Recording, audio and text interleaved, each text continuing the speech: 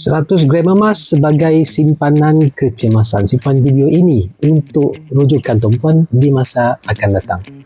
Apabila anda memiliki gold bar 100 gram yang bernilai sekitar RM60,000 ini, emas ini sebenarnya boleh menjadi simpanan 12 bulan pendapatan bagi yang bergaji sekitar RM5,000. Ini bukan sekadar seketul emas tetapi benteng pertahanan yang akan memberi tumpuan ruang bernafas jika berlaku kecemasan kewangan. Ramai yang sudah bekerja bertahun-tahun tetapi masih belum ada simpanan yang kukuh. Bukan kerana tidak mampu tetapi kerana simpanan dalam bentuk tunai sentiasa terdedah kepada perbelanjaan. Duit dalam bank mudah diakses, mudah dibelanjakan dan cepat bocor tanpa sedar. Sebab itu, matlamat pertama yang realistik ialah membina simpanan 100 gram emas.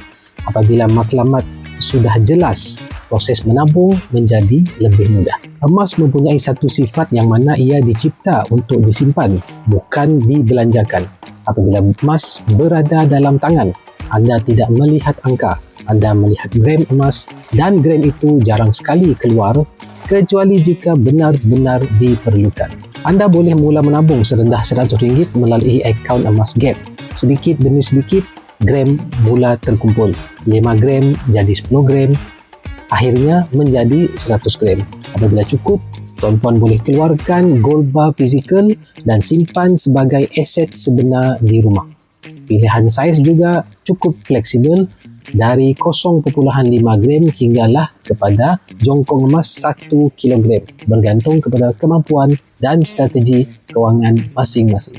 Bagi yang berminat untuk memulakan simpanan emas dalam bentuk emas fizikal bersama Public Gold, anda boleh isi borang sign up untuk saya bantu anda daftar sebagai ahli dan bimbing anda dalam cara dan langkah-langkah simpanan emas yang terbaik untuk anda.